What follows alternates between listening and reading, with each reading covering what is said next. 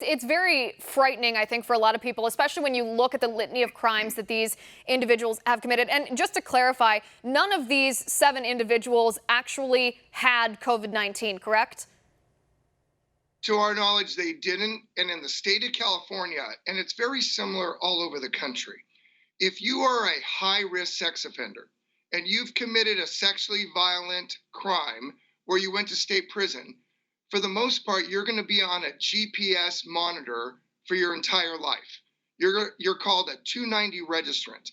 These are sex offenders that we have to know where they live. When I was in the state legislature, I wrote the law that put the Megan's Law, the sex offender database, on the internet. And that was so the public could look at in their privacy of their own home and find out where these sex offenders are living in our community.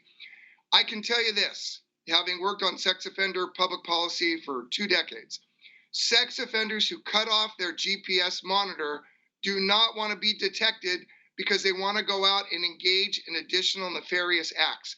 In Orange County, we had 2 convicted sex offenders.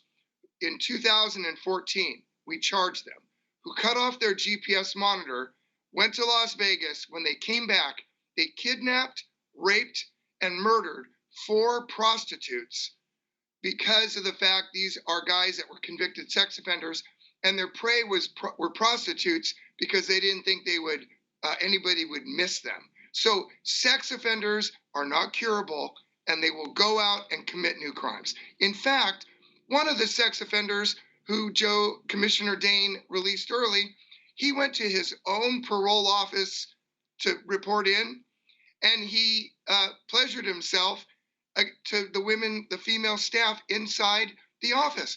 These are sick, depraved, convicted sex offenders, and they were released early. It's really abhorrent. And this is not just happening in the sex offender arena.